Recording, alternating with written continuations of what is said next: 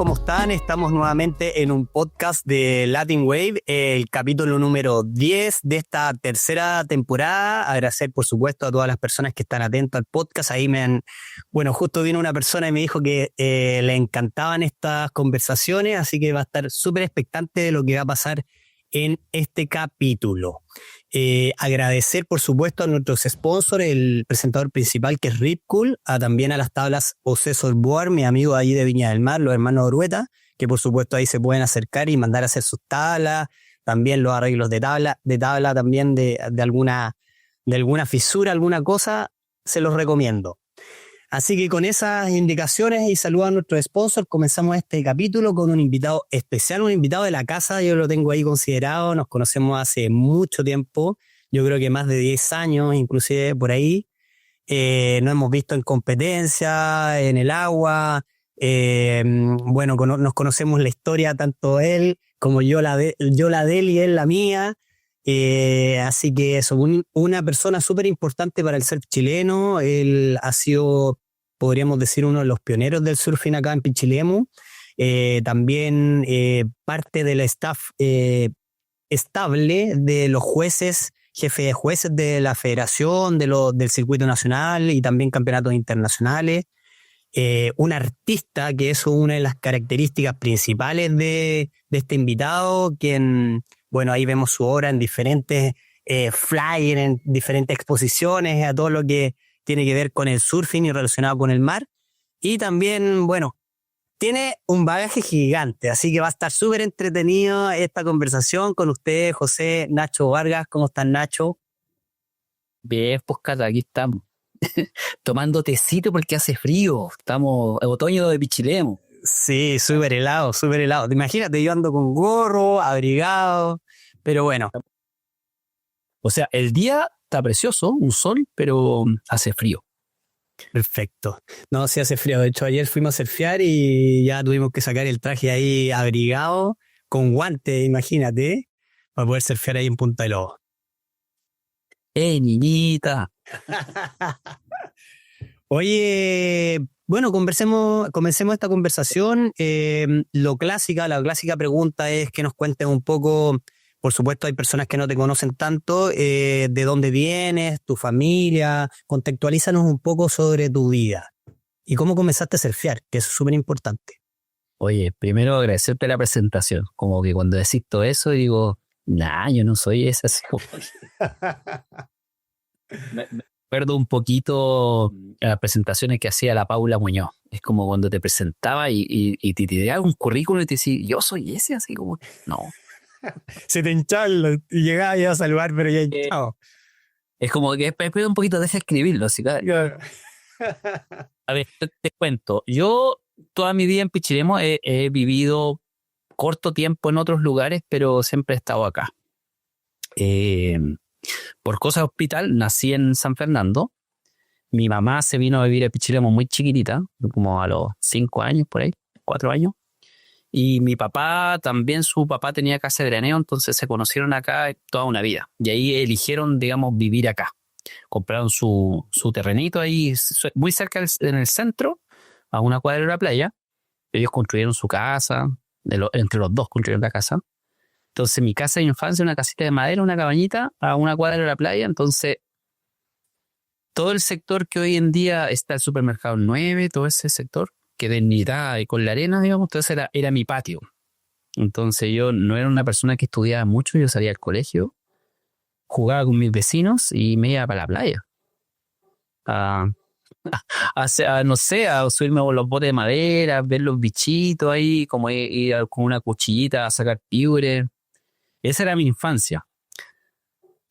Y obviamente teniendo dos abuelos paternos y maternos que me incentivaban mucho el arte. Entonces tenía creatividad, tenía libertad, tenía un mundo de cosas que se fueron confabulando y creando este personaje que soy yo. Pintando, como a los 10 años conocí el surf. Con un amigo en la playa sentado en una duna, mirando, y de repente veo una persona parada en la espuma, viajando. Y ahí nunca había entendido qué diferencia entre la espuma y la pared, pero viajaba como de la espuma a la pared. Pero no podía entender si esa persona era Jesús caminando, quién era, Y quedamos pasmados, y cuando esta persona salió por allá al fondo en la puntilla y volvió a caminar, tampoco tuvimos como la fuerza para pararse y ir a mirar qué tenía esa tabla o qué tenía debajo del brazo. Yo sé que era una cosa brillante, entonces seguramente era una tabla pulida, algo así, oscura. Tampoco recuerdo si la persona era barba o rubia, era una persona pasando a unos 50 metros nuestro, y era como, casi como que viste un ovni, así casi, ¿qué es eso? Mm. Y luego, una vez que, como en todas las cosas, cuando una vez se te aparece algo en la vida, después ya es más recurrente, como que antes no lo habíamos observado. ¿En qué año estamos hablando? ¿Cuánto tú tenías 10 años? ¿Qué año? Debe haber sido 84, 85, creo, por ahí. Perfecto. Pero eso fue la primera vez que viste a alguien, ¿no? Había visto, no, por ejemplo, en la calle, gente en los autos con tabla. No, pero luego que se me apareció esto, me di cuenta que existían afiches, que existía gente pasada en los autos existía, pero cuando viste que no te das cuenta que exista, está al lado tuyo, pero no te das cuenta. Y después de eso, a este amigo, a este vecino, le regalaron una tabla de surf, pero era como un taí, era una tabla corta de body, de Plumavit. Y empezamos a ir con eso a la playa, a hacer playita, escondidos, que no supiera ni mi familia ni las de él. Ahí en puro short. Yo después me prestaba una tabla y ahí empecé a surfear como un buen tiempo, con solamente tabla, una soga al tobillo y short. Y ni siquiera short de marca, unos shorts que hacía mi mamá, me los cosía con género de sábana, así. Bueno, y me imagino que en ese tiempo también como que no había tanta cultura de surfing, o sea, la gente iba a pescar, pero como le tenía miedo un poco el mar, o sea, ahí va él como, oye, me iba escondido al agua. Y pues lo que pasa es que mis viejos no son de mar, pues no son de playa. Y en general, mucha gente de Pichilemu no es de playa. Para el pichilemino no tiene la costumbre ni siquiera de ir a mirar la puesta de sol. Para nosotros, pichilemino, la mayoría del mar es como se trabaja en verano, va a la playa, y la gente que está ligada al mar son pocos, no son todos, ¿cachai? La gente desconoce a veces el tema de las mareas, desconoce muchas cosas. Entonces, para nosotros era algo peligroso. Algo como, no, el que tienes cuidado. Bueno, eso pasa casi en todo Chile. Hay mucha costa, pero muy poco conocimiento. La cultura de mar. Claro, muy poca cultura de mar. Entonces, empecé a ir al mar, digamos, como sin permiso y sin entender tampoco de qué trataba este deporte, porque era como deslízate. Entonces, los primeros años, si te prestaban un bote, te prestaban una tabla, lo que fuera, el fin era deslizarse. Y no había mucha rivalidad, ni había mucho sentido sentirse menos o más si ibais con body o con tabla. Era una linda época. Siento que todas las épocas de inicio de aprendizaje son las más hermosas, porque todo es nuevo, todo es wow, todo es como, cada día es una historia. De hecho, ayer estuve conversando con una amiga que está aprendiendo y nada, yo le decía, oye, igual está bien porque está yendo a una escuela y le están enseñando y está avanzando, ¿cachai? Entonces yo le decía, oye, de repente igual está bien que te enseñen la técnica, pero en algún minuto si tú te sentís libre de hacer cualquier cosa sobre la tabla, tenés que darle, porque es lo mejor. Pues. Cuando uno ya surfea más, es como que ya te enfocáis en la línea, en la maniobra, ¿cachai? Como que perdí ese gustito del solo deslizarse. Sí, pero siento que hoy en día hay más información. Te puedes hasta ver tutoriales en YouTube o en otra plataforma. Y tienes una idea porque también tienes referentes. Entonces, siento que hay mucha información, como decís tú, ya, prueba, libérate. Yo también, en un momento haciendo clases, también decía, ya, después de la 7ª clase ya no te puedo enseñar más, tenés que practicar horas de vuelo, como que ya no es, ya de aquí para adelante no puedo hacer solamente teoría. Tú tienes que demostrarme que todo lo que te he traspasado lo puedes hacer. Claro. Y la gente venía por 2 semanas más de clase. Ya no puedo, como que no te puedo entregar el conocimiento por osmosis, tenés que practicar lo aprendido. Oye, Nacho, y bueno, entonces estabas ahí conociendo un poco este deporte, ya se estaban metiendo al agua. Cuéntanos ahí cómo ya estabas ahí en tu época ya más de colegio media, ¿Había más gente? ¿Empezaste a conocer? ¿Estaba llegando gente a Pichilemu también relacionada con el surfing? Sí, había gente, cuando llegó el Álvaro a Pichilemu, su hija estaba en mi curso, la Aymara, y de hecho le hacían mucho bueno a ella por ser rubia y de ojos claros en mi curso. Habían varios niños que la molestaban mucho. Y yo veía, claro, uno lo veía así como que, los rubios son los cuicos y no sé qué, y yo pasaba, donde hoy en día está la escuela, ahí el Álvaro tenía el rincón surf, y yo pasaba así como distancia y no, como que me daba vergüenza ir a hablar con ellos. De hecho, como yo sabía que yo no tenía traje, también me daba vergüenza juntarme con otros surfistas, como, oh no. Bueno, siempre he sido bajo perfil, así que entonces me ha quitado esa parte de la vergüenza. Y, y luego un amigo me prestó un traje y ahí fuimos consiguiendo. Entonces, la primera etapa de ser, bueno, también en un momento con mi hermano mayor, él también estaba surfeando, compramos un equipo a medias. Y ahí teníamos ciertos amigos que eran nuestros compadres, nuestros partners de surfear. Pero era muy raro porque tú llegabas y caminábamos, que quedaba cerca de la puntilla, caminabas y esperabas, porque no había nadie en el agua. Entonces tenías que esperar a algún partner, algún amigo que te acompañara. Era más sociable el deporte. Hoy en día, si estáis solito, mejor. Claro. Si llegáis temprano, no hay nadie mejor. En ese momento no, porque era algo peligroso y también querías como tomar una ola tú y veías al otro que venía en la ola y se la celebraba y ahí iba uno y uno. Era otro momento. Bueno, y como compartíamos esta tabla y el traje con mi hermano, entonces yo iba siempre en las mañanas. Entonces no me topaba mucha gente y mi hermano lo ocupaba de mediodía hasta la tarde. Y ahí donde los primeros años del surf en Pichilemu eran como más de tardecita, de puesta de sol. Entonces no compartí con mucha gente, yo era más de tempranito. Oye, bueno, comentarle a todas las personas que Álvaro Abarca es uno de los pioneros del surfing en Chile. Ahí un poquito pueden ver el documental del viejo perro, que recién lo estamos conversando ahí a puertas del podcast con el Nacho. Es un documental que habla de los pioneros del surf que de Quintero empezaron a viajar a diferentes lugares, como entre comillas descubriendo las olas. Y ahí llegar Álvaro Abarca, que es uno de los pioneros, llegó a Pichilemu y se fue a vivir allá. Entonces ahí conecta un poco la historia de lo que está hablando el Nacho. Oye, te quería preguntar, ¿de dónde sacaban las tablas? Yo la compré, la primera tabla, la compré de un local que había aprendido y él como, no sé si se compró otra o se estaba un poco retirando de los chicos Corderos. Y ellos compramos la primera tabla. Después la segunda se la compraron los brasileros y después ya te fuiste comprando las tablas. Siempre tuve la inquietud de hacer tablas para mí, pero no había materiales. No fui tan creativo e ingenioso como el Álvaro que partió a Santiago, compró material. Para mí Santiago era como esa Júpiter, ¿cachai? No, Ahí se demoraban como 10 horas en llegar, bro. sí, pero era lejos. Y lo más parecido a tener una tabla, un prototipo de una cosa, fue con este amigo que teníamos el boy surfeado. Un día el hermano mayor de mi amigo tomó la tabla y se fue a tirar a Punteló. Y como era pluma ahí, la rompió en 3 pedazos. Entonces después le puso unas almas adentro al pluma ahí de unas varillas y lo amarró con cámara de bicicleta y la dejó ahí mismo donde está. Entonces mi amigo quedó triste, se le partió el corazón. Como, oh, mi tabla.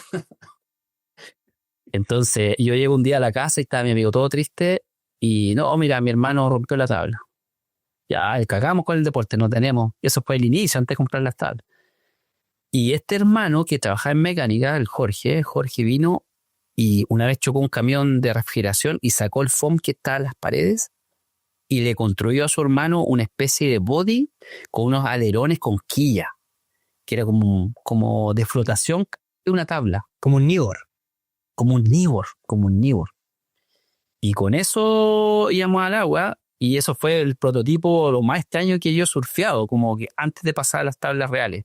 Y como te decía al principio, como surfear en este tipo de cosas a los otros, al final nosotros buscábamos deslizarte, luchar contra la ola, luchar y de repente venía la calma y no cruzar, sino que esperar para avanzar un poco más y cuando venía el espumón, devolverte.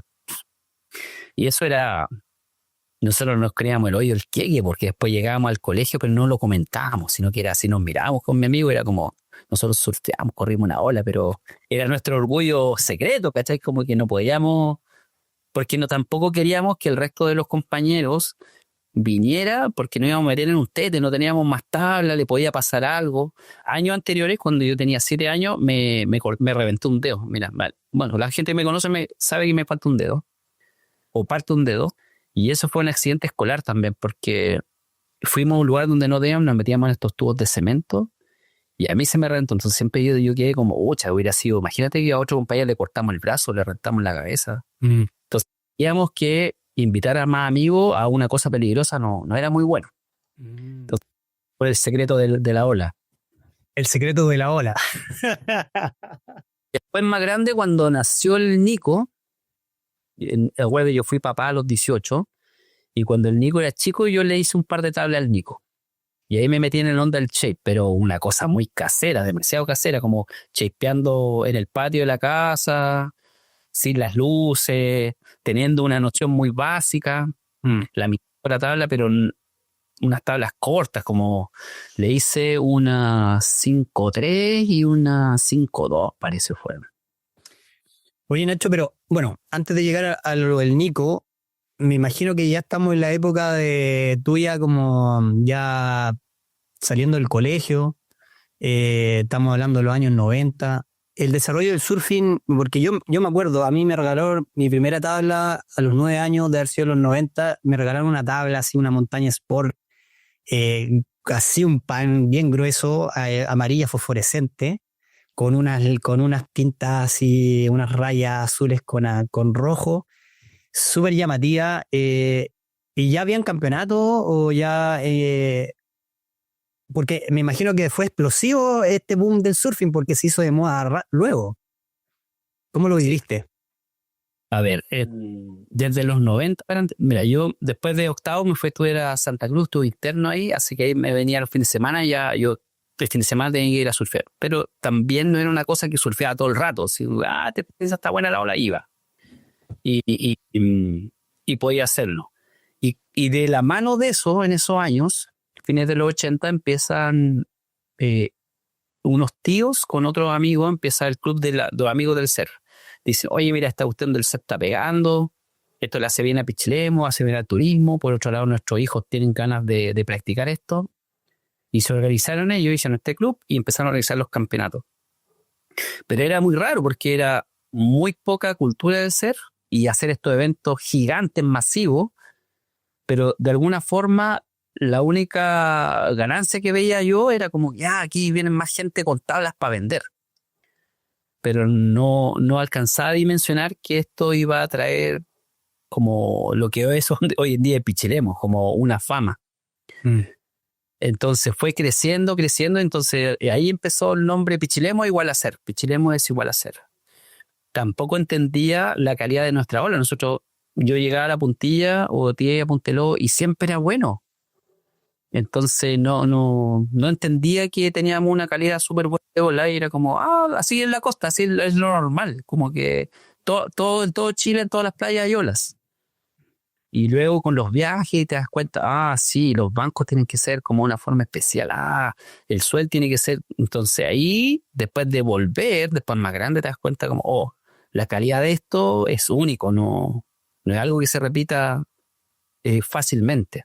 Entonces fue creciendo el tema del surf y venían estos turistas y ellos decían, no, la ola increíble. Y yo, así como que decía eso porque estáis aquí de visita, todo el rato pensando eso. Y de hecho, lo otro que me cambió mucho la mentalidad y tiene que ver mucho con esto de la explosión de surf. Un día estábamos con un gringo, amigo, y le estábamos haciendo la despedida, él se iba. Nosotros los que empezamos, al menos yo te digo, lo personal, pensé que el surf era puro pasarlo bien. Pues mis primeros años de surf era como hippie, pues, totalmente, como le decían en el video de origen, como te laváis los dientes que es desocupado. Claro. Entonces, este gringo, fuimos a comprar unas cervezas para la sábado de despedida y él dice, ya pasado mañana yo tengo que llegar allá y volver a trabajar. Y yo así, miro, ¿trabajar? Así como tú trabajas, loco, pero si tú eres millonario, así como, ¿por qué trabajáis? Entonces él dice, sí, soy eléctrico, entonces tengo que llegar a trabajar y trabajo en varias horas, como 10, 12 horas diarias, pero trabajo como 4 meses y el resto viajo. Y a mí me reventó la cabeza, pues digo, o sea, estos locos vienen, se ganan las lucas para poder venir acá a viajar y están acá. ¿Y por qué eligen este lugar y no otro? Y no disfruté nada de ese asado. Todo el rato yo estuve mentalizando porque me estaba como que estamos aprendiendo de forma errónea, como que en verdad hay que esforzarse por esto. Esto no es gratuito. Entonces, claro, ellos tienen traje y tabla y todo eso, pero le ha costado, no es que se lo regaló su papá.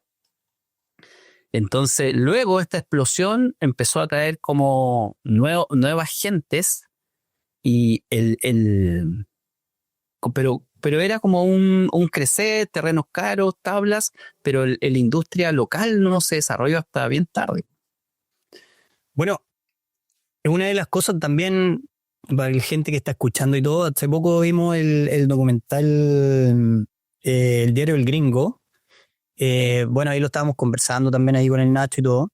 Y bueno, no quiero spoilear, pero una de las cosas que me llama la atención son cómo crecen las ciudades relacionadas con el surfing.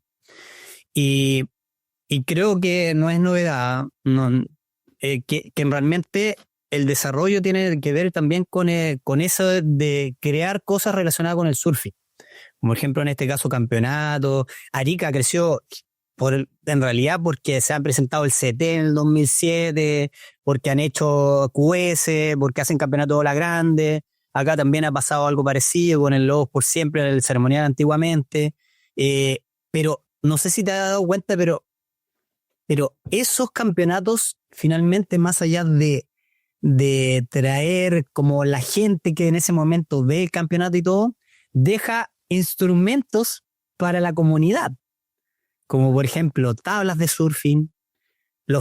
Todos los años vienen surfer y venden sus tablas, dejan sus trajes, y eso permite que la gente en el lugar tenga más herramientas. Sí, pero también, Dale. aparte de traer, hace crecer la mentalidad en cuanto al deporte. Claro.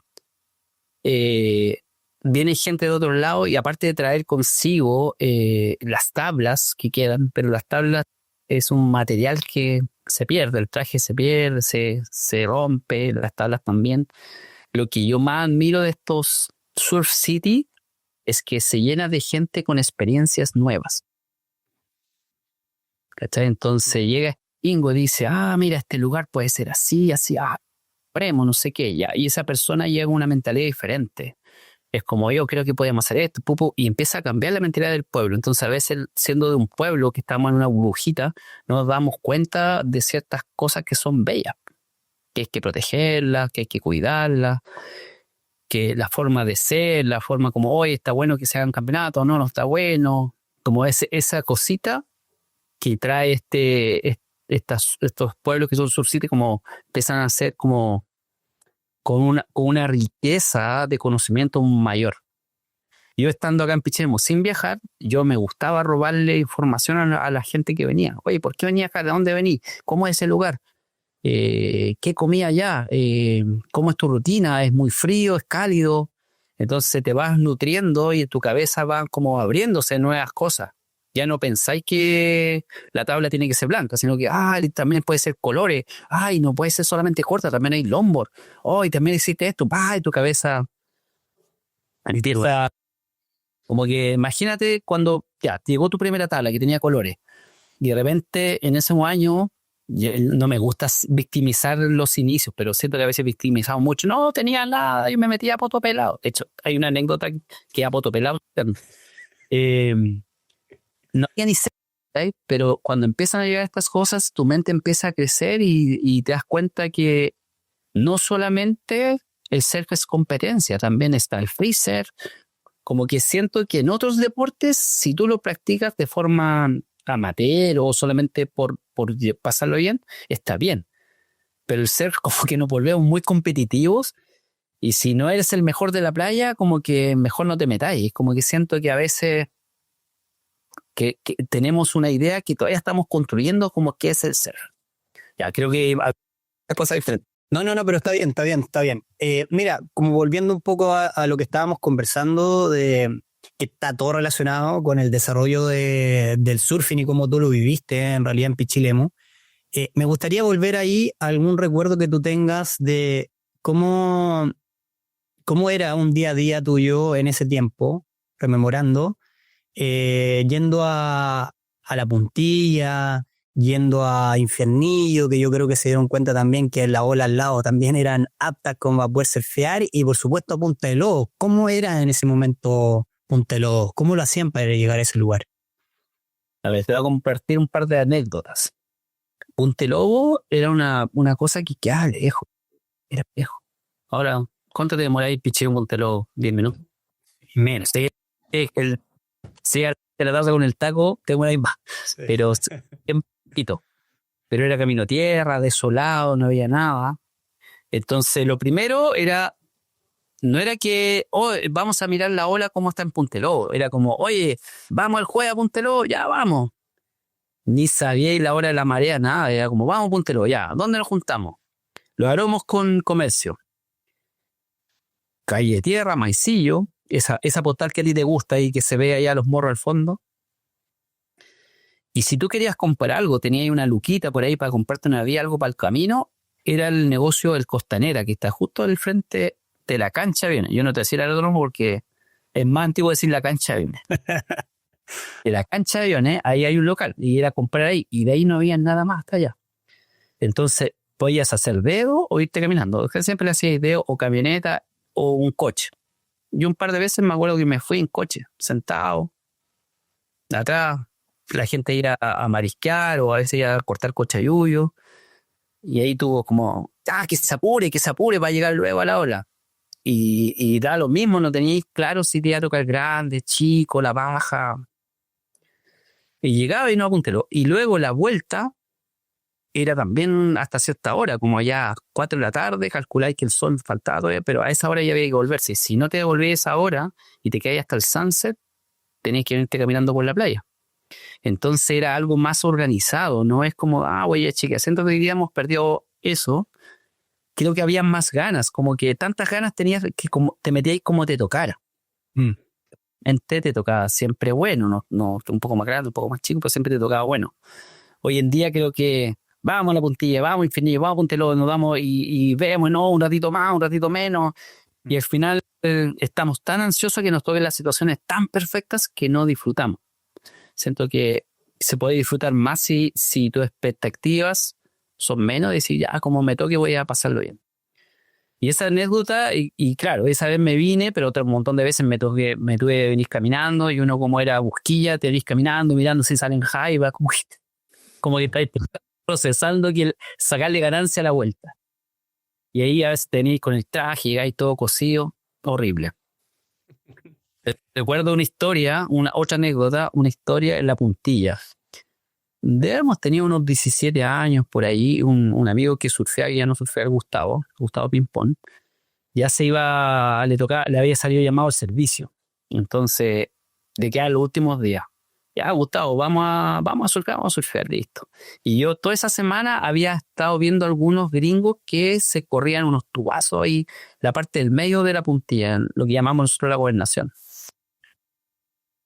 Y lo había estado observando y no podía. Y entonces yo veía que ellos remaban, ponían las manos, se paraban y ya quedaban posicionados adentro y se entubaban.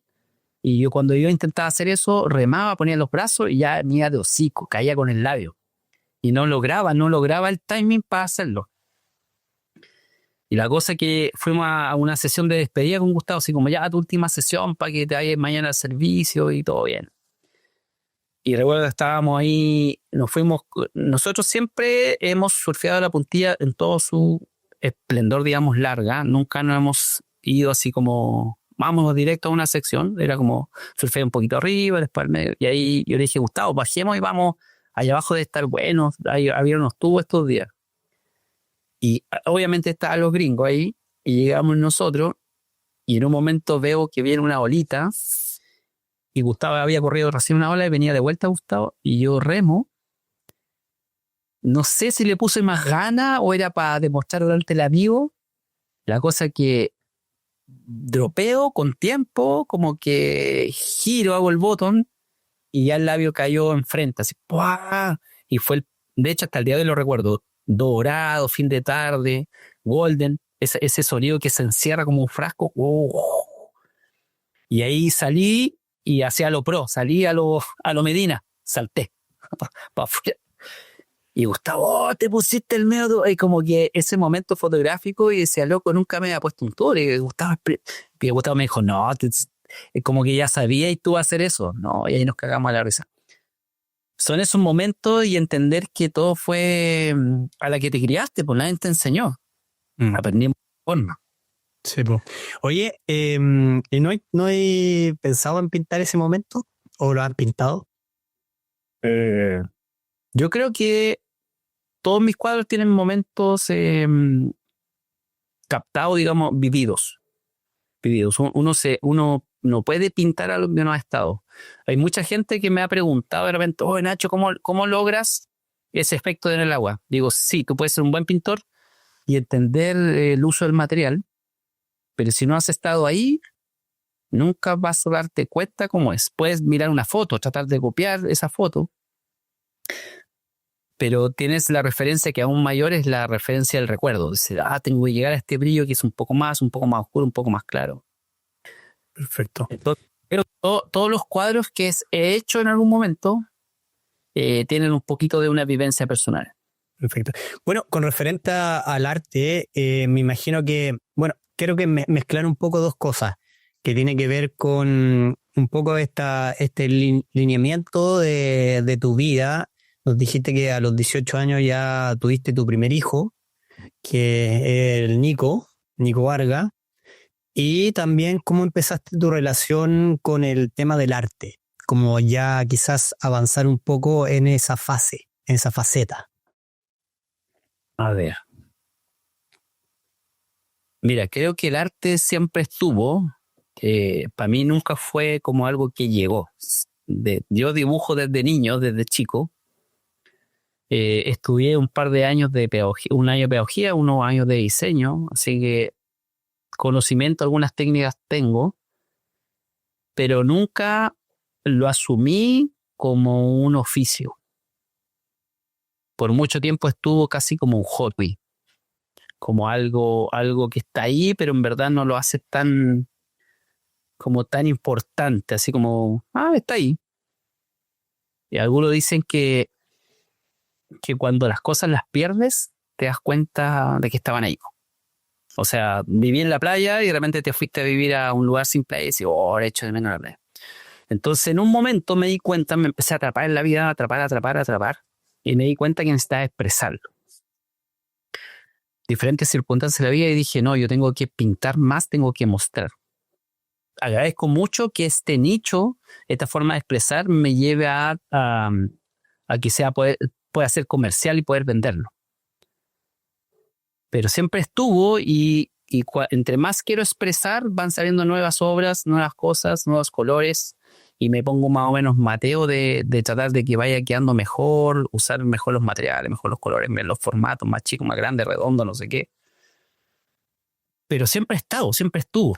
Creo que no coincido un día sin pintar. Yo pinto, los que me conocen y me conocen a diario, saben que yo pinto todos los días y a veces estoy pintando acá como, 12 horas y de repente ya se fue el sol y digo, ya está, me tengo que ir a acostar y otro día más que no fui a surfear. Entonces, a veces me dicen, aparezco por el agua y me dicen, oye, apareciste, es que me quedo pegado pintando. Me quedo pegado. Para mí es como un alimento, es como que pinto, avanzo, me quedo pegando. La primera parte de los cuadros son las más difíciles de entender la idea, de desarrollarla.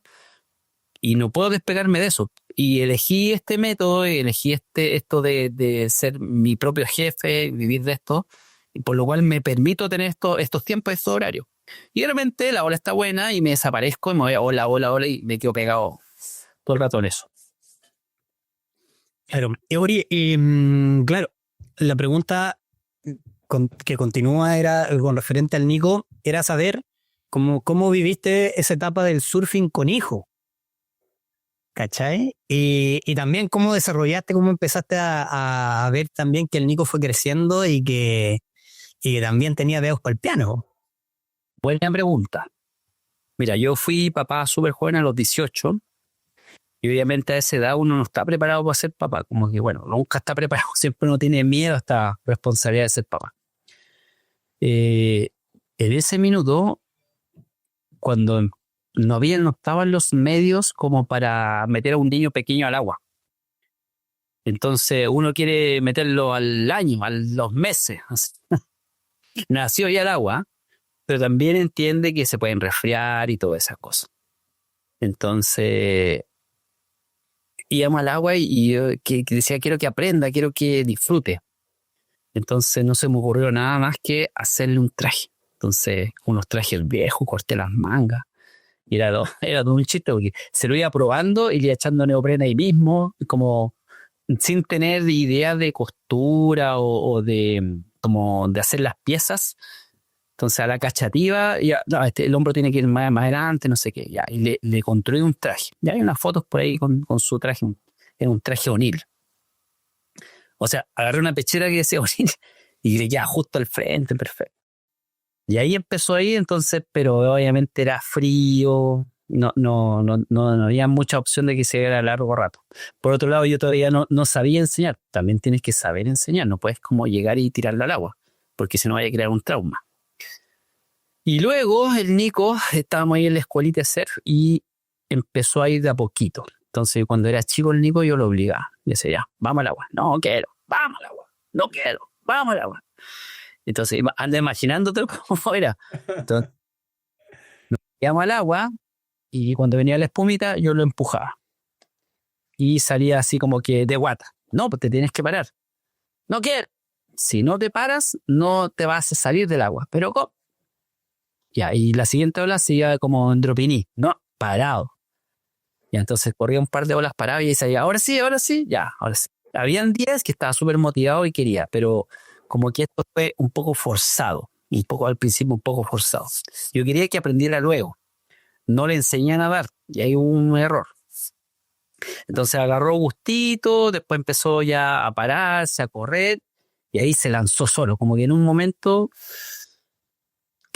el Nico tenía unos 8 creo, por ahí, y ya surfeaba, ya corría, tenía un talento, sí, tenía una forma de visualizar la ola que es muy diferente de otros niños. Por otro lado, tenía un abanico de tablas que podía usar, entonces él podía como pararse sobre un longboard o una tabla más chica y entendía los pesos, de dónde entrar y todo eso. Bueno, y ahí como a los 10, por ahí tuvo un accidente el Nico que se cayó, digamos, se cambió con otro chico la tabla, no quedó bien puesto el leash, cayó al pozo, se le fue la tabla y casi se ahoga. Y un salvavidas lo tomó y lo vino a acusar. Oye, el Nico pasó esto y dije, ya, castigado, tienes que ir a la piscina y empezar a aprender a nadar. Pero ya él se manejaba solito, iba solo. Y el Elvis de un viaje que fue a Brasil, el Elvi con su corazón gigante, que es súper buena onda, dijo, te traje una tabla para el Nico. Y dije, a ver, ya, ¿qué tabla trajiste? Y una tabla 4-8. Ya. Y se la pasamos al Nico feliz con su tabla y todavía la tiene el Nico, está íntegra la tabla, muy, muy poco uso, o sea, usó mucho pero nunca la rompió. La tiene todavía el Nico ahí.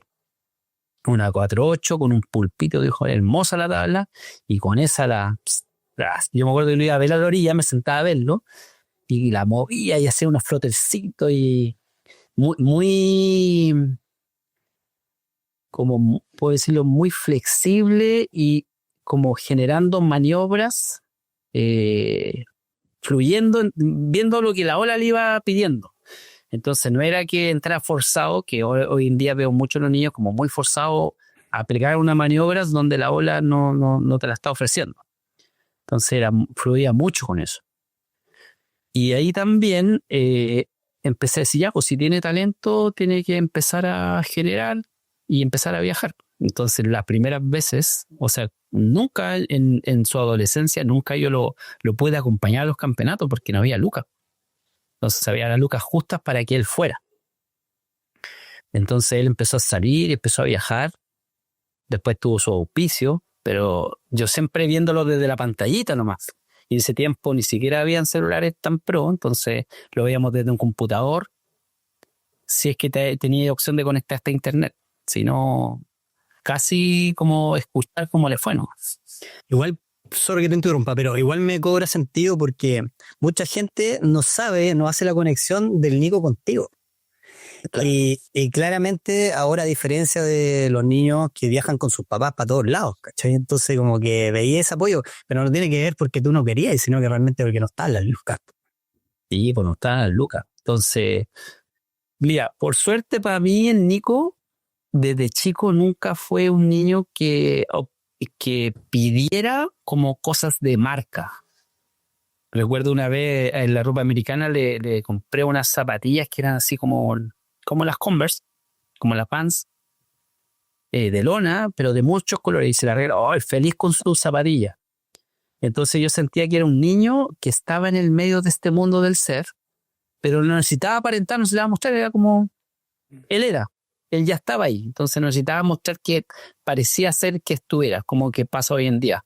Como que los niños quieren tanto ser que se tienen que disfrazar de este personaje, entonces a veces ponen más énfasis en la ropa, en las tablas, en la quilla, en esto, que en lo que están ejecutando. Entonces sentí eso, al principio no nos salió caro esta parte de la ropa con Nico. Y después empezó con Maui y ahí así que le pasaban casi la mayoría de las cosas, los trajes, o sea, había que seguir invirtiendo en las tablas. Y también pasó que Nico tuvo un par de auspicio o co-auspicio, digámoslo, con tablas y las tablas se rompen, po. Entonces pasaba que venía un evento y tenía que estar con la tabla estaba rota y el cheque se demoraba. Entonces ahí, como es el Nico hoy en día, gracias a un poco a las peripecias o las vivencias que tuvo, entonces hoy en día el Nico, no sé, pues tiene un kiber como de 40 tablas. Y siempre tiene tablas nuevas, se adelanta. Entonces el Nico hoy en día, no sé, yo lo escucho hablar, si ya viene un suelo, el loco se prepara, sabe, tiene la tabla, se prepara demasiado anticipado. Cosa que no veo en todos los riders que han pasado las generaciones. Y ahí unos riders digo, ya, y va a ir a surfear donde Reñaca, ya, ¿tenía una tabla pequeña, gorda para esa ola? No. Entonces tienen la misma 511 para ir a competir el Gringo, para competir Reñaca, para competir Pichilemu. De hecho, ahora hace poco estaba viendo la WSL y comentaban pues, que en realidad ahora ya es necesario tener una tabla para cada ola y para cada momento. Tienes que tener tablas parecidas por si se rompen, pero también tener tablas diferentes por si cambian las condiciones. De hecho, las olas son todo diferentes. Oye, Nacho, en ese minuto tú estabas, por supuesto, en Pichilemu y todo. ¿Tú recuerdas algún viaje en esos tiempos, ya me imagino como 20 y tantos años, algo, porque está bien, estás en Pichilemu, tenías responsabilidades, pero de repente igual el surfing te da como para ir de repente a Puertecillo, de repente ir a otro lugar? ¿Recuerdas esos momentos en esa época? A ver, un viaje súper importante fue, debe haber sido 90, 96, por ahí. Mi primer viaje al sur. Un par de amigos locales acá, que no son conocidos en el mundo del surf para nada, que surfean, pero de la vieja escuela, decidimos hacer un viaje al sur en parejas, todos con su pareja, y Nico estaba chiquitito. Y yo trabajaba en esos años como muy poco de pintura, trabajaba de garzón, de frente, y dependía de unas lucas que me tenían que llegar y las lucas no me llegaron. Entonces estaba así todo bajoneado, que no podía viajar. Entonces este amigo que tenía una camioneta, una Chevrolet cabina y media, tuvo la de esas duras. Entonces, Esos caminos al cielo. no, un poquito más grande. Ya, Que era cabina y tenía un pedacito atrás. pedacito, claro. Que no se podía considerar como cabina, creo que hay que haya atrapado. Entonces me paso acá en la mañana, temprano, y me dice, ya, estamos listos, sube las tablas. Le digo, puta, es que no voy a poder ir porque no me llegó las lucas. Y me dice, pero ¿qué onda? ¿Cómo te voy a echar para atrás? Sí, ya, yo te presto, me dijo, yo te presto. Y vamos.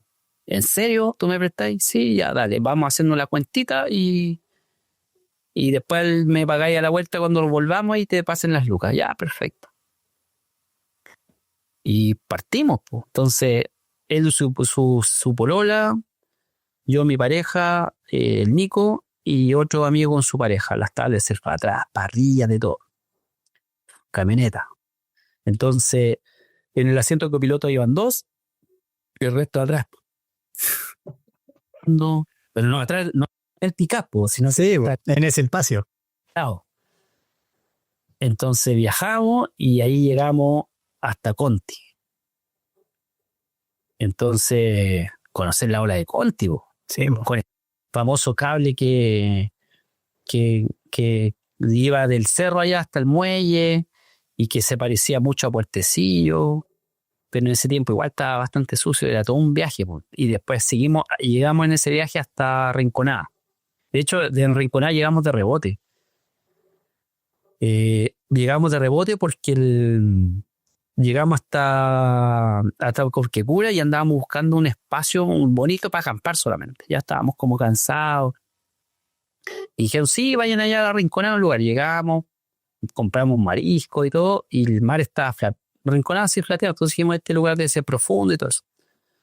Y al otro día dormimos y al otro día en la mañana amaneció una olita, como un beach breaker frente. Y dije, oye, me da una olita, ya yo me voy a mojar el traje un rato, me voy a meter.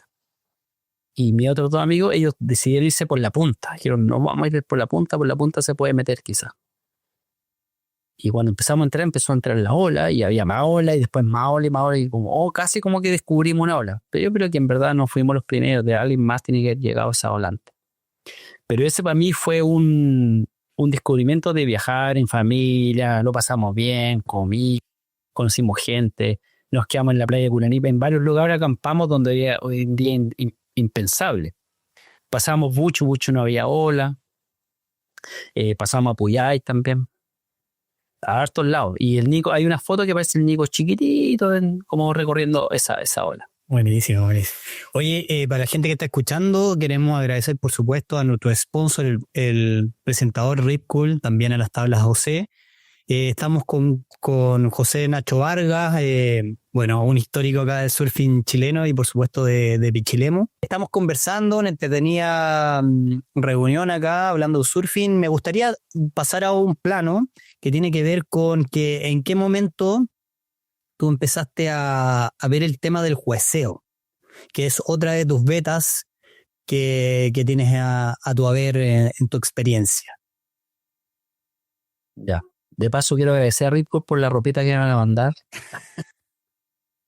Le vamos a decir al tío Ripcord. Al tío Ripcord, que no tengo auspicio. Oye, ¿en qué minuto empezó el tema del jueceo? Mira, antes del jueceo yo creo que viene el surf competitivo. Yo creo que nadie llega a ser juez o a amar el tema del jueceo si no has competido. Por suerte, yo competí cuando las cosas eran poco picantes, eran como casi pichanguitas, ¿cachai? Yo competí esos años cuando te metías el agua y a todos los que estaban en tu hit eran, en ese tiempo, las mangas, los que estaban en tu manga con los petos de colores. Antes llamábamos petos, ahora se llaman lycras. Lycras. Y los hits, que son ahora, antes eran mangas. Entonces, cuando en tu manga eran puros conocidos, entonces tú sabías que ya este loco es mejor que yo, entonces venía la ola y la ola era buena y se la dejaba, dale nomás. Entonces tú al final estabas pensando en un espectáculo, era como un turno de cada uno, era agradable.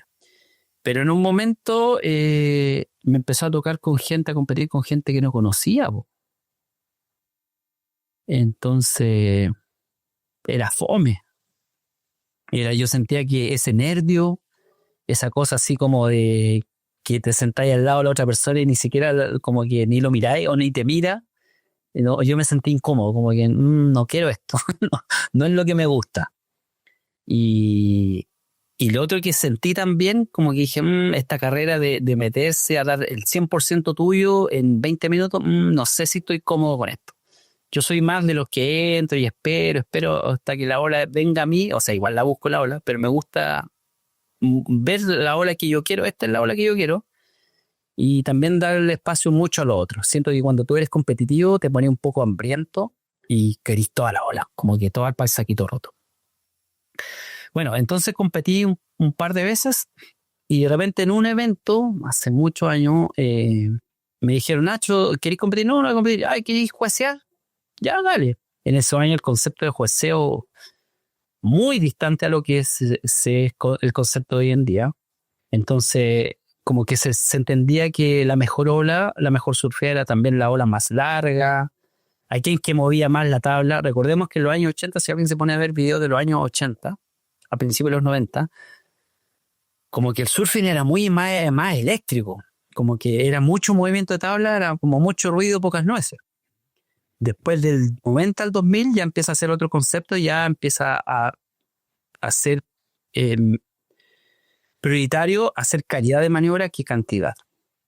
Entonces empezamos en los primeros se sumaban, me acuerdo que todas las olas, entonces alguien con 10 olas de 0,5 podía ganarle a alguien de una sola ola de 5 puntos. Pero estaba ahí en eso. Y me gustaba mucho. Pero al principio yo no tenía el perfil de juez, como que era bastante desordenado, iba, como que conversaba. No entendía muy bien, me gustaba, pero no entendía muy bien el concepto de qué trataba, que era algo muy serio. Y de a poco empecé a caer en los campeonatos nacionales y empecé a entender. De a poco me he ido perfilando, entendiendo de qué consiste el tema de juecear y qué son los requerimientos. Entonces sabes que tienes que estar todo el día, sabes que tienes que entender, comparar desde la primera hora del día hasta la última. Tienes que mantener una distancia también con los compañeros. A veces los compañeros dicen, no, este loco es pesado. No, porque tratamos de ser neutrales y que no se note una amistad o algo un poco más allá en el momento de competencia. Los conozco a muchos desde que empezaron su carrera, entonces igual los saludo, hola, ¿cómo está? Y me alegra verlos, me alegra verlos que como mejoran. A veces, después de pasar la competencia, también les comento algo, oye, mira, en la competencia anterior perdiste, ¿te acuerdas de esto? Esto creo que tienes que mejorarlo, esta parte tienes que... Pero eso es después. Entonces, de ahí he ido queriendo seguir la carrera de juez. Es súper difícil porque no hay tantos eventos como quisiera. Para ser un juez yo creo que casi hay que invertir casi lo mismo que un competidor. Tenés que viajar, tienes que tú pagar tu pasaje, ver horas de campeonatos y casi va a ir a pérdida. Entonces los primeros años, por ejemplo, ir a un campeonato de Arica, yo me costé el pasaje y me costé a dónde quedarme. El valor de lo que te pagaban no condecía con el gasto que tú tenías, pero tú tienes que hacer currículum y carrera. Hasta que en un momento ya eres de los nombrados o entraste a la lista de los prioritarios y ahí empiezas a hacer como un poco una carrera más fácil. Pero es difícil porque no hay tantos eventos como quisiéramos. Sí, totalmente. Oye, ¿y cómo has visto un poco, claro, me estabas comentando de cómo ustedes jueceaban y la evolución un poco del tema del jueceo en la actualidad, en qué se están enfocando? Y también, o sea, me estoy yendo un poco a la parte técnica, pero me interesa saber un poco tu opinión, sobre todo en el sentido de cómo han querido volver un poco a la, no sé si la raíz, pero al tema del surfing de línea versus el surfing un poquito más aéreo, que sería como un poquito la evolución en cuanto a show del surfing. A ver, creo que el surfing y las líneas de juzgamientos cada cierto tiempo tienen que tener un nuevo encarrilamiento. A veces empieza a ir por las tangentes y alguien tiene que decir ya, stop, vamos a redireccionar esto. En un inicio, a principios del 2000, jueceando un ceremonial en Punta. Recordemos que los ceremoniales eran campeonatos familiares que tenía todas las categorías, donde las maniobras radicales eran mejor puntuadas y aparecen, seguramente vaya a cachar al tiro de quién estoy hablando, aparecen los primeros olis 180. Es decir, se cayó la ola, sigues al frente en la espuma, un papa a tu tabla, saltas, tiras, caes. O otras personas en la mitad de la ola, 360, 360, 360. En ese momento eran maniobras así muy radicales, muy innovadoras. Y esas maniobras se llevan mucho puntaje. Entonces, te estoy hablando de un campeonato en puntilla de 360 de Ramón. Se mandó como 7 360 en una ola, que tenía una tabla que le había cortado la quilla de atrás, a la mitad. Entonces, con esa hacía giro. Y para nosotros era... Nadie podía hacer un 360. Entonces, si él hace 7 360, es que, listo, este loco se merece. Y el de Lowry 180, Ryan y Chris Cabezas. Un ser muy innovador al principio de los 2000. Y eso era innovador, eso era para nosotros.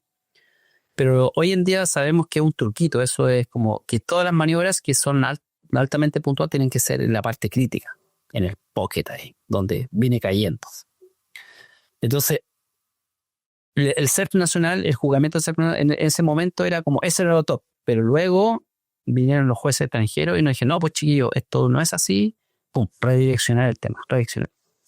En el último mundial de Salvador, los jueces enviaron una planilla o un estamento sobre el criterio de juzgamiento, que no lo variaban, pero sí hablaban que ellos querían ver maniobras radicales, power, pero como era una ola larga, querían ver también variedad de maniobras.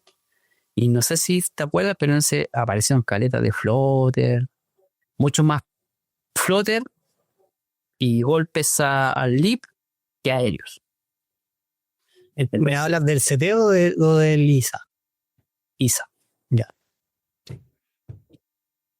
Entonces, creo que hoy en día el criterio no ha mudado, pero sí está mudando la forma de entenderlo.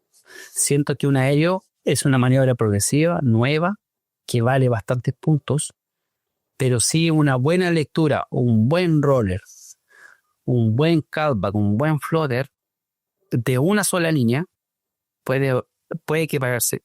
Siempre los chicos preguntan, ¿cuál es la maniobra que vale más? O sea, cualquiera puede valer mucho si está bien ejecutado. Es decir, un floater con caída libre de una buena sección, un tubo profundo. Un tubo profundo puede ser 10 puntos, y un tubito así cover up, que a veces pensamos que es un tubo, pero es solamente un champú. Hay que entender que todas las maniobras tienen su hermana chica, así como su momento flaco y su momento top. Entonces, todas pueden ser 10 puntos y todas pueden ser 0.5. Perfecto.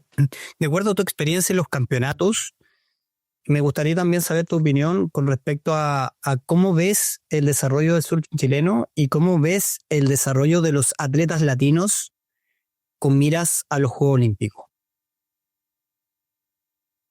A ver, los atletas latinos yo creo que están posicionados, están metiendo mucho. Creo que hay mucha gente que ya entiende el concepto de ser atleta, de entrenar. Siento que nosotros estamos un poco atrasados en eso. Siento que estamos, como dije en la conversación anterior, siento que estamos muy pendientes de cuál es la guía que tengo que comprar. Tengo que comprar la de John. Tengo que comprar la de Kelly, tengo que comprar esta. Porque es la que funciona. Pero no ponemos atención al entrenamiento que está teniendo él para llegar a sus resultados. Entonces no tiene que ver con la guía que está usando, tiene que ver con el entrenamiento que usa. Siento que estamos a la falta a nivel nacional de centros de alto rendimiento. Siento que estamos a la falta de hacer el círculo la rueda, que ya se hicieron como en nuestro país hermano, el Perú. Perú, los que fueron campeones ahora están de entrenadores, ¿cierto? Siento que a nosotros nos falta ese pasito. No estoy diciendo que los chicos que fueron los campeones dejen de su mentalidad de ser atletas y pasen a ser entrenadores, que cuesta eso. Pero tenemos vacío, ¿cachai? Si cuando tú te digo, tratando, nómbrame 10 entrenadores de Chile, no hay muchos, ¿cachai? Poco. Muy poquito. Entonces, están nuevamente creciendo más atletas.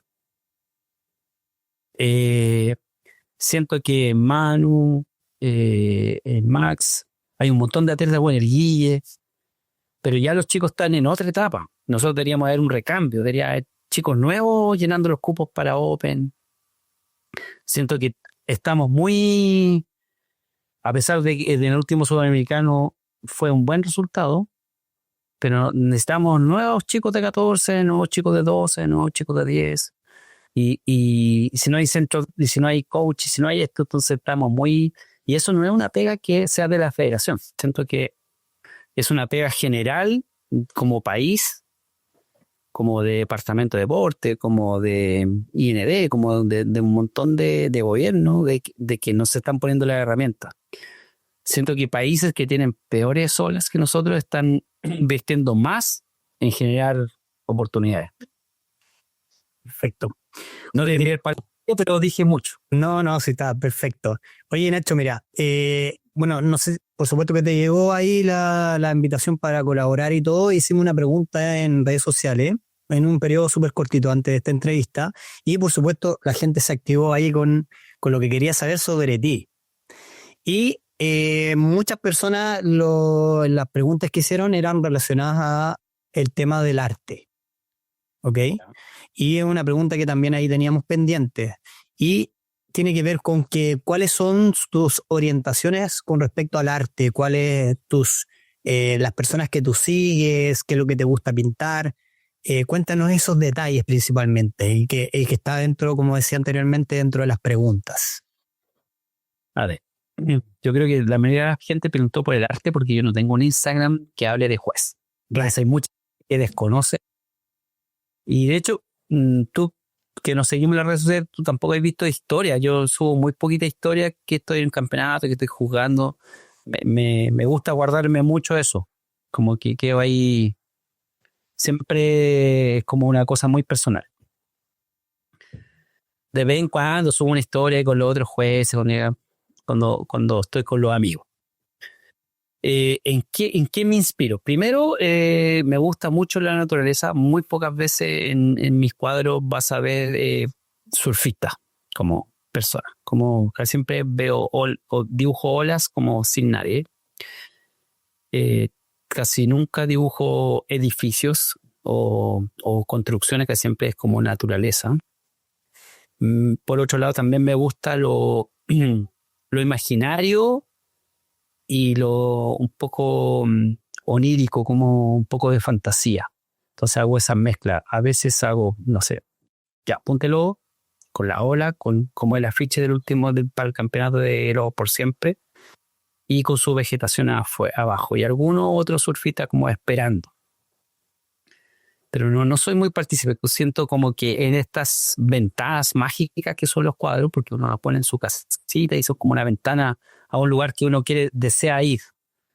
Entonces siempre hago la ola vacía para que tú te proyectes tú mismo y quieras estar ahí en ese momento.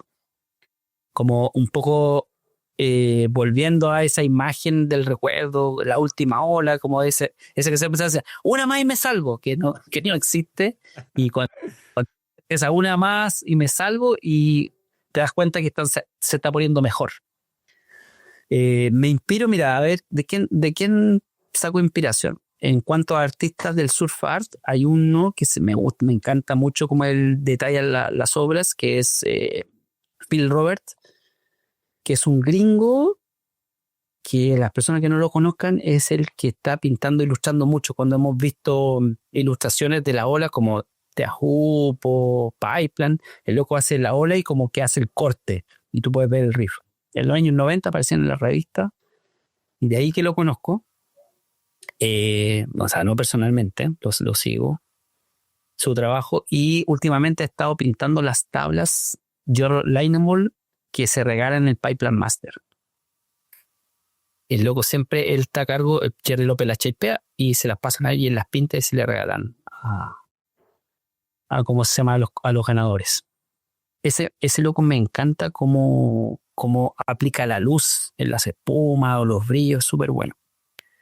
Hay otro loco que me encantaba y también conocí su obra en vivo en California, Wayland, que lo conocía, que aparecía en las publicidades de revista. Este Wayland era el que diseñaba también las ilustraciones de las revistas de Maui, que aparecían los tiburones volando y todo eso. Loco muy bueno. Hay otro que se llama Riedbel, también muy bueno. Y hay un montón de otros artistas gringos que me gustan, como modernos. Como cuando vamos a los clásicos, los antiguos, Paul Gauguin, me encanta Paul Gauguin, la temática de las chicas isleñas en Tahití, y también me gustan sus colores. Y en un momento, estando yo en la isla, me pasé el rollo que ya era Gauguin. Entonces, ¿por qué me pasé el rollo? Porque la vida de él es que el loco estaba muy tirado allá y no tenía materiales para pintar. Le contaba un montón conseguir los materiales para pintar. Entonces yo estando en un momento en la isla quería pintar, pero no tenía material, entonces tenía que conseguir. Me hice un atril de bambú. Uno a veces se quiere hacer pasar por un personaje. En ese minuto yo me quedo. Me gusta mucho otro que de 1900 del Art Deco, de que hace afiches, se llama Alphonse Mucha, y tiene unos decorados con unas mujeres con flores que me encanta cómo él dibuja el pelo. Y así hay bastante. En mi Instagram hay una de las historias destacadas, que inspiración, y ahí hay mucho. Hay una chica hawaiana también que pinta unas mujeres con flores, y ella pinta sobre canvas ya de diseño con flores. Entonces el cuadro ya tiene flores de un género impreso y ella va poniendo otras figuras encima. Excelente. Oye, con respecto al arte, ¿te ha tocado viajar? O sea, relacionado con el arte. Sí, sí, siempre trato de... De hecho, mi psicóloga me dijo que cuando viajara tenía que dejar de trabajar. Tenía que usar los viajes como vacaciones. Y para vacaciones como dejar de hacer lo que haces constantemente. Pero yo no puedo. Yo en todos mis viajes tengo que pintar. Todos mis viajes tengo que dejar una tabla pintada, pintar un mural, pintar alguna cosa. Es como como casi un regalo que yo hago de vuelta al lugar que estoy conociendo. Y también me gusta mucho aprender de historia. Entonces, mi último viaje, que fue en diciembre a El Salvador, los chicos de Casa Olas me invitaron para pintar allá unos murales. Y desde el día 1 que yo llegué, empecé a escuchar podcasts acerca de la historia de El Salvador, entender por qué El Salvador es El Salvador, no tan solo el tiempo de los años 80, sino que desde que empezó a ser El Salvador, que antes era San Salvador. Entonces, entender que ahí había una planta que se llama, se me olvidó el nombre, ¿cómo se llama? Pero sacan un tinte que es como añil, la planta del añil. Entonces aprendí que el añil, después del añil teñían el azul, que es el famoso azul índigo. Y después del añil pasó a ser el tema del café y después del cacao. Entonces tuvieron producción al punto de que valía el mismo valor de peso en oro, digamos. Entonces me gusta viajar e ir aprendiendo de nuestra cultura, de la historia, entender dónde estoy pisando, qué pasó ahí. Entonces siento que también mi arte hoy en día, bueno, ahí atrás se ve un poco, estoy pintando un poco sobre Cahuil, quiero empezar a retomar un poco de nuestra historia. Siento que estamos a nivel local al debe, como que la historia pichilemina es solamente desde Agustín Rós para adelante. Pero olvidamos o no lo investigamos qué pasó antes de eso. Como nuestros indígenas acá, quiénes eran, dónde vivían, qué hacían. Totalmente. Bueno, hace poco fui a Cahuil a hacer ahí, justo cuando llovió y todo, fuimos a hacer una travesía en kayak. Se lo recomiendo por si vienen a Pichilemu. Por supuesto, ahí tengo unos amigos, Santuario Expediciones, y aprovecho de pasar el dato. Y Pablito, hicimos un viaje ahí en kayak y después hicimos unas caminatas hacia unas salinas donde colocaban los sacos y que están algunas medio abandonadas y otras que están activas. Así que recomendación. Oye, Nacho, ¿tienes algún viaje pendiente o algo en tu vida que tengas ahí que no has hecho y que por supuesto lo querés desarrollar? Sí, po. Me quiero ir a recorrer la Polinesia.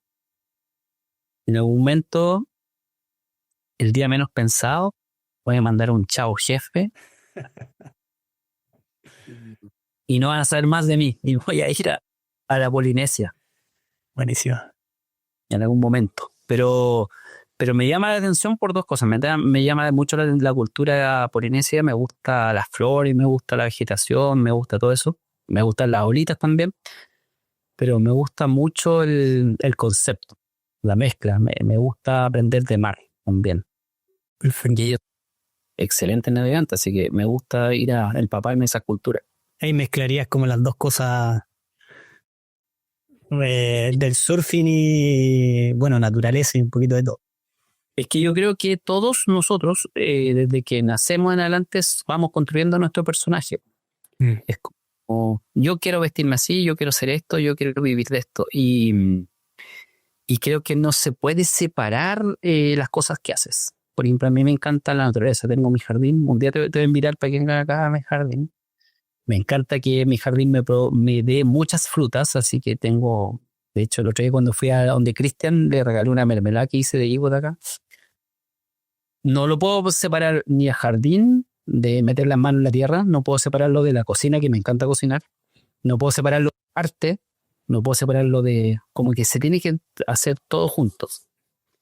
Siento que no podía quedarme con un solo talento, un solo don, una sola gana de hacer algo. O sea que ayer estuve, no me acuerdo si leyendo o viendo, que hablaban sobre un concepto que me pareció súper entretenido, que tenía que ver con que socialmente uno tiene un camino, que lo va desarrollando, pero mentalmente uno tiene otro. ¿Ya?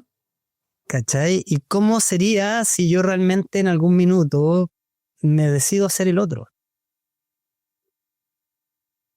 A ver, ¿cómo sería?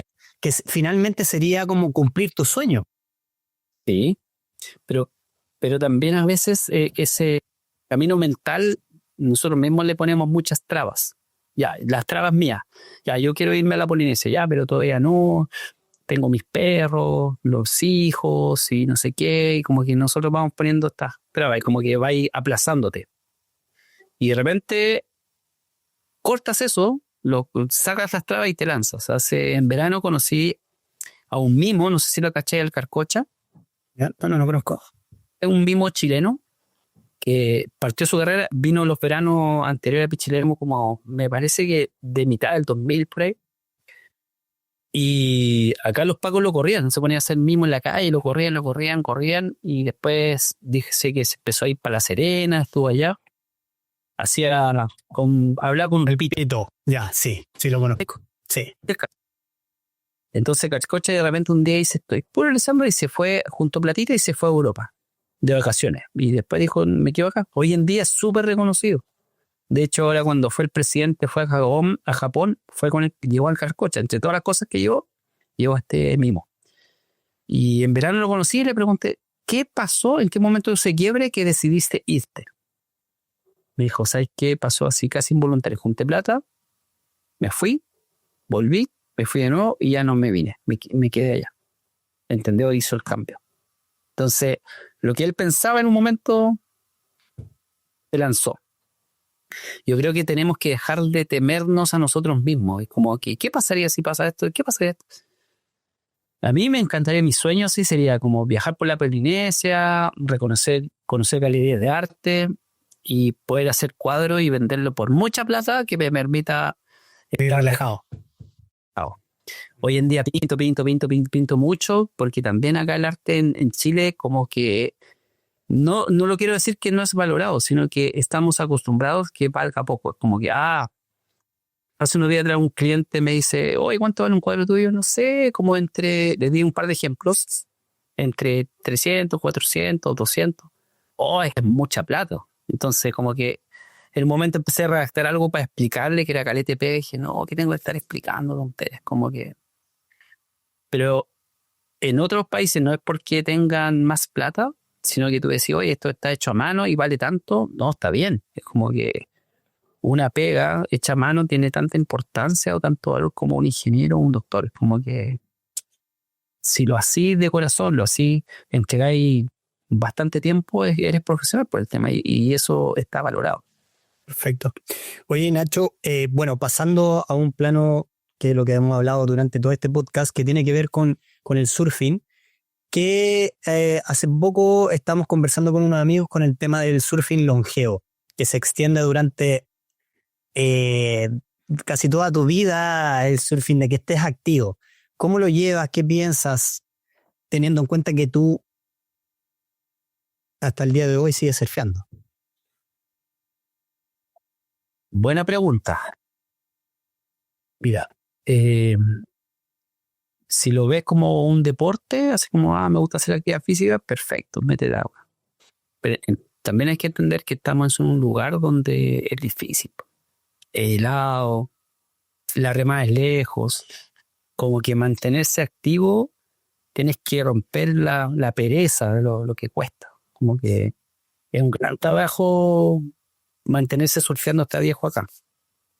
Obviamente también entendiendo de que tu nivel deportivo va bajando, ya no estás ripeando, ya no, o sea, nunca me salió lo aéreo ni me van a salir nunca, no. Pero sí, a veces la ola está buena y tú querís volver a tener el feeling del tubo en meterte, y a veces cuesta, a veces como que te metí, ¡guau!, te pilló volando ojo y te bota. Creo que también uno se va adecuando, tiene que mantenerse la cabeza, tiene que estar la cabeza activa, como esa cabeza con ganas de cumplir este deseo y no. Yo creo que alguien que aprendió a surfear y nunca lo amó, es súper fácil dejarlo, súper fácil. Pero si te gustó y te enamoró en un momento, aunque estés viejito, vaya a buscar la forma. Si ya después te cuesta y no te paráis, vaya a buscar hacerlo de guado, aunque sea. Pero vaya a buscar esa sensación que te enamoró de ti. Entonces creo que es válido. Igual yo también dentro de estos programas o sueños para el futuro es irme a otro lugar más cálido para envejecer como surfeando en agua más tibia. Y eso significa que también te vaya a tener que meter en lugares con crowd o una ola no tan buena. Pero es parte de. Claro. Oye, ¿cómo ves Pichilemu en 10 años y tú en 10 años más? A ver, ¿cómo veo Pichilemu en 10 años? Cataldo alcalde, así, sí. ¿Te imaginas? No, no lo veo muy diferente a lo que está hoy en día. Unos años atrás yo dije, Pichilemu es una mala copia de California. Siento que hay mucha gente con ganas de hacer cosas, pero a la vez estamos todos muy aislados, todos como haciendo cosas por separado. Entonces no hay un empuje en conjunto. Tenemos 3 olas perfectas así al alcance, Tuntí, Infinillo, Punteló, pero no hacemos muchas cosas para empujarla hacia arriba, para un progreso, sino que siempre nos estamos sirviendo de ellas. Entonces, como que hay más aprovecharse de la economía de Pichilemu que de empujar y hacer algo. Por ejemplo, yo como pichilemeño, como artista, me siento en deuda y quiero empezar, por ejemplo, a aprender escultura para poder donar una escultura en los paseos de Pichilemu que hablen sobre el surf. O sea, cuando tú dices, oye, surf, capital del surf, ¿qué es lo que hay? Hay unas tablas que están ahí en la costa. Y la ola, la clásica ola esa. La ola aquí. Y hay más, ¿cachai? Entonces, he ido a viajado en otros lugares y en todos los lugares hay escultura. Hay mucho que habla sobre el Surf City. Acá tenemos poco. Entonces creo que todas las personas que aman el lugar y que quisieran aportar, no digo que lo donen, pero sí que aporten su grano de arena, podemos hacer que el espacio sea mucho más atractivo para que la gente venga. Yo creo que Pichilemu también viene mucha gente en verano, ya no es tan solitario en invierno, pero podría ser como un verano constante, como turismo. Si nos gusta vivir el turismo, también tenemos que estirar esto. No lo veo muy diferente. Yo creo que esto, como no hay un plan de crecimiento escrito, como queremos crecer así, va creciendo como puede nomás. Qué heavy. Bueno, una de las cosas que en realidad yo creo que debería ser estable el tema del Museo del Surf. Como que para mí era un panorama, imagínate, sobre todo los panamericanos, oye, vamos a ver el Museo del Surf, y ahí cuentan gran parte de la historia actual de Pichilemu. Mira, Rodrigo está haciendo un gran esfuerzo. Podemos decir que le falta un montón, pero empezó, pero no hay un espacio donde que albergue todo el material. Entonces no sacas nada con juntar más material si no tienes dónde exponerlo. Yo siento que hay que tener esta casa, este espacio, que hay que recuperar uno de los espacios que están por ahí y generar una sala gigante con todo como con toda la historia, las tablas, los trajes, pero las anécdotas. Ya. Imagínate que tener, o sea, esto va a quedar entre nosotros, lo van a ver todo. Me imagino. El Elvis para mí es un personaje de la historia del ser. Como que no podéis contar la historia si es que aparezcan anécdotas de Elvis. Entonces yo me imagino una escultura de Elvis, así, tamaño 1:1, la historia al lado. Como así escrita. Entonces que tú pases por el museo y esté el Elvis ahí y te cuente todas sus facetas. Como profe, como competidor, como una persona incansable de la energía en cuanto al ser. Él tiene que estar ahí. Por otro lado, tener historias sobre Ramón, sobre todos los otros, con las tablas icónicas. Y si no están las tablas icónicas, tratar de hacer copias sobre esas tablas. En los museos de California, por ejemplo, la tabla de la Brittany, la que mordió el tiburón, está casi todos los museos. No sé cuál de todas es la original, pero tienen copia y está la tabla ahí. Los surfistas que me encanta, que corría en Newport, el George Greeno, que hizo caletas sobre las aletas, y también casi todos lados está. La tabla ícono de Duke Kahanamoku está también en casi todos los museos, entonces hay copias de esas tablas. Pero como tener la foto de los primeros surfistas, entender cómo es el proceso, así como que, oye, no es que alguien inventó, aquí se surfea, alguien vino, probó, así era el pueblo y todo lo que conlleva todo eso. Quizás de la manito tener otra ala sobre el hombre de mar, los pescadores, la alguera, que no sé, yo recuerdo cuando ellos por afuera de mi casa pasaban los pescadores con los remos al hombro, con corvinas que arrastraban por el suelo. Entonces, tener toda esta historia del mar en conjunto, no separarlas tanto. Perfecto. Oye, para poder terminar esta conversación, me gustaría, bueno, que terminemos un poquito más jocoso y que nos cuente alguna anécdota de todo este viaje que hemos hecho, de todas tus vivencias, de toda tu experiencia, una anécdota entretenida y por supuesto ya finalizar con los saludos y agradecimientos de parte tuya. Pero ¿alguien te escribió algo? ¿Alguien te preguntó? No, dale, no, es una pregunta mía, así como incertidumbre. Pues hay mucha historia. Y chistosa. No, algo que te llama la atención. Todavía hay historias chistosas. Sobre una vez, cerca de los años, eso ha sido 90 y algo, quizás, sí, debe haber sido como 97, por ahí. En Pichilemu andaba un australiano de cabeza blanca que le decíamos Rumpi. Y estaba otro amigo, el Matt Katz, que es un gringo que vive en Santa Bárbara, en Rincón, y tiene casa, una de las primeras casas de los gringos por ahí subiendo por el cruce de Puntelojo. Y el Matt me dice, este loco siempre era muy Mateo, él tiene una libretita y anota siempre en las playas que él está, la condición de los metros, el suelo, el viento. Antes que existiera Winguru y todo eso, el loco anotaba todo. Entonces dice, oye, estoy estudiando y va a venir súper bueno como en 2 días más en Bucho. Vamos. Ya, pues vamos.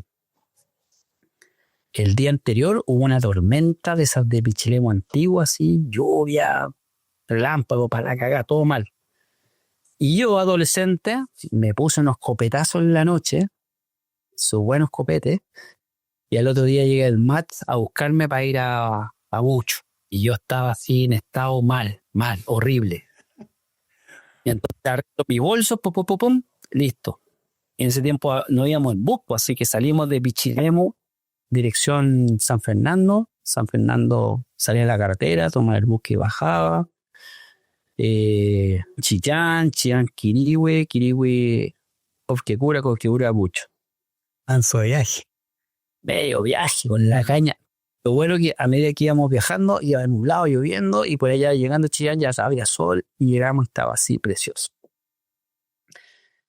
Y la hora estaba buena y acampamos. Y yo no llevé la mochila con el traje, la tabla, el lich, y no llevé nada más. No llevé ni comida, no llevé ni ropa para cambiarme. Entonces vas a comprender que 10 días con la misma ropa.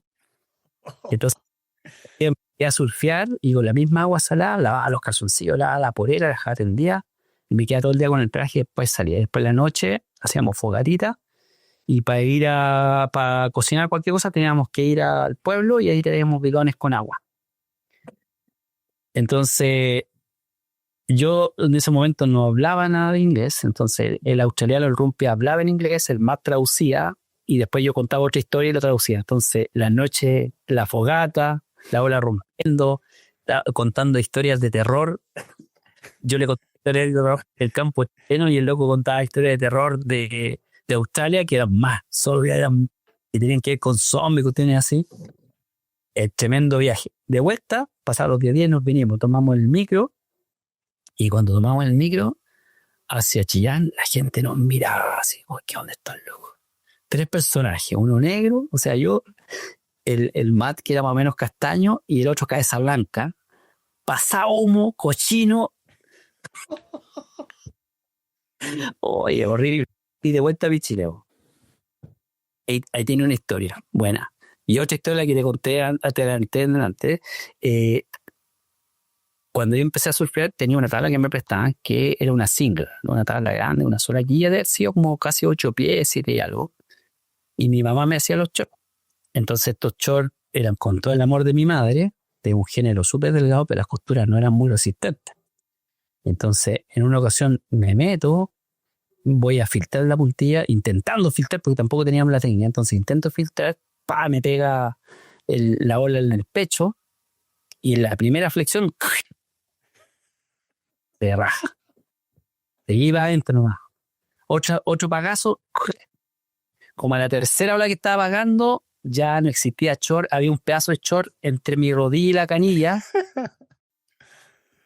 Y después ya crucé del otro lado a poto pelado nomás.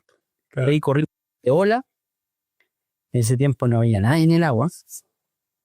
Y había un pedazo de chorcito que queda en la cuerda que usaba, porque era una cuerda de leech, pues ni siquiera era un leech, los leech reales llegaron después. Y ahí surfé, corrí una ola a la que te criaste nomás, y después cuando salí, obviamente, igual aguantábamos como 40 minutos así en pelo, digamos. Bueno, y después yo contaba con la escuela de surf también, cada 3-4 meses me metía una vez en pelo. Como que siento que es buen ejercicio, no lo hago hace rato, pero es buen ejercicio para activarte. Y luego que salí como por ahí al frente de la capitanía de puerto, ahí me otra vez, pues ahí me salió lo vergonzoso. Y era como, me quedan 2 cuadras para llegar a mi casa, 1 cuadra y media. Claro. Y entonces puse la tabla enfrente y caminaba rapidito, llegaba a la esquina, me escondía. Menos mal que eres bien por Pichilemu y no andaba nadie, así que nadie le dio una foto, nadie me publicó, así que todo bien. Así que puedo decir que un día surfé en pelota y salí en pelota por el centro. Claro, excelente. Oye, nada, pues Nacho, agradecimientos, saludos finales de esta conversación. Primero yo, agradecerte tu tiempo. Yo creo que estas instancias de poder conversar y que la gente conozca la historia son muy valorables. Así que mis agradecimientos hacia ti. Bueno, agradecerte a ti, agradecer a tus auspiciadores también que permiten que estas cosas... Estamos en la historia, mira, después no vamos a estar nosotros y estas cápsulas quedan. Y es bueno que se sepan esta historia porque así sabemos de dónde viene. A mí me hubiera encantado cuando empecé a surfear haber sabido más de surf, haber sabido qué se hizo antes, qué fueron los aciertos y los desaciertos. Entonces siento que ese terreno, esas equivocaciones que en un momento hubieron, hacen que las nuevas generaciones empiecen ya con algo pavimentado. Y así nos vamos conociendo entre toda la gente del surf chileno. Perfecto. Bueno, con estas palabras, por supuesto, terminamos un nuevo capítulo de nuestro podcast. Agradecerle, por supuesto, a todas las personas que están atentos y invitarlos a ver y seguir Latin Way en todas nuestras plataformas, que estamos ahí súper activos y atentos a lo que está pasando. Así que saludos, Nacho, nos vemos pronto y gracias por esta conversación.